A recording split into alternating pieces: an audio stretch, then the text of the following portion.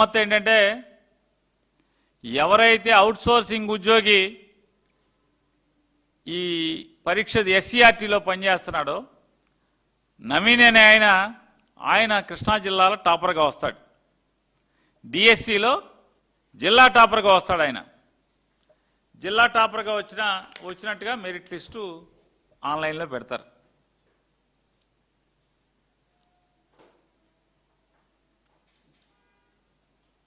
లోకేష్ గారి యొక్క పనితీరు తెలుసుకోవాల్సినటువంటి ప్రజలే కాదు, తెలుగుదేశం కార్యకర్తలు కూడా ఒకసారి చూసుకోండి.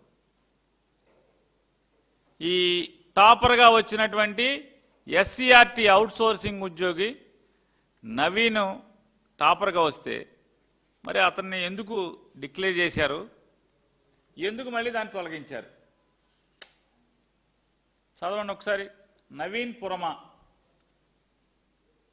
క్యాండిడేట్ ఐడి ఏదో ఉంది, క్యాండిడేట్ ఐడి నవీన్ పురమా, తండ్రి పేరు Radhakrishna, date of birth gender మేలు, ఓసీ,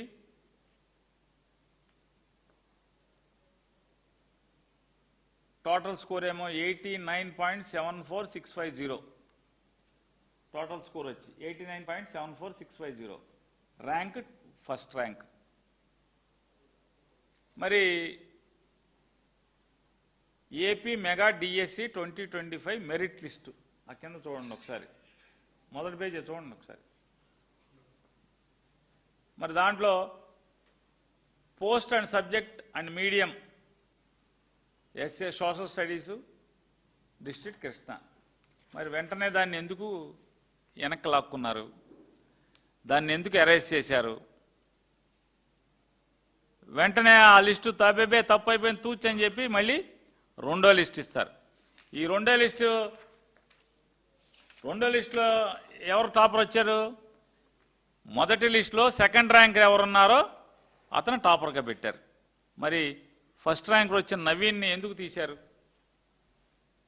ఎందుకు తీశారు చెప్పండి? రెండు మెరిట్ లిస్టులు ఏంటి? రెండు మెరిట్ లిస్టులు ఎందుకు వస్తాయి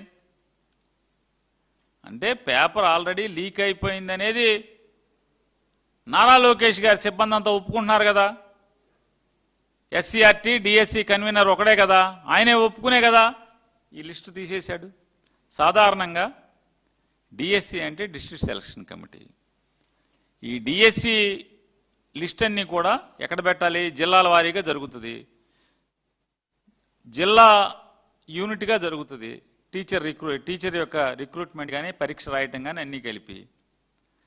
మరి మెరిట్ లిస్టు జిల్లా ఇప్పటి వరకు సాంప్రదాయం మెరిట్ లిస్టులు డిఎస్సిలో మెరిట్ లిస్ట్ కట్టాలంటే జిల్లా కలెక్టరేట్లో కట్టేవాళ్ళు కదా, ఎందుకు కట్టలేదు మీరు?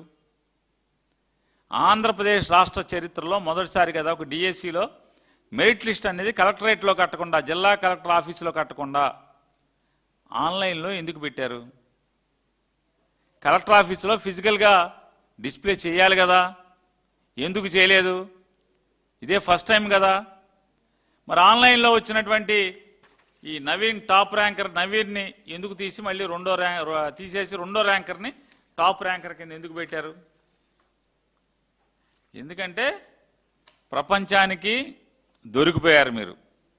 ఎస్సీఆర్టీలో అవుట్సోర్సింగ్లో మరీ ప్రత్యేకించి ఈ డిఎస్సి నియామక ప్రక్రియలో కీ రోల్ పోషించినట్టు లేదా మంచి పాత్ర పోషించినటువంటి, అంటే మార్కులు పేపర్ గురించి కానీ లేదా మార్కులు అప్లోడ్ చేయడంలో కానీ మార్కులు క్రోడీకరించడంలో కానీ అన్నిట్లో కూడా ఈ నవీన్ లాంటి పాత్రలు చాలా ఉన్నాయి కాబట్టి, అందులో నవీన్కే ఫస్ట్ ర్యాంకర్ వచ్చింది కాబట్టి మీ శీలం కాపాడుకుంటాం కోసం, అంటే ఆల్రెడీ మీ వ్యాపారం బట్టబయలైపోయిందని చెప్పినది ఒక్కసారి ఉలిక్కిపడి ఈ లిస్టులు మార్చారు. దీనికి సమాధానం చెప్పరు ఇప్పటికీ.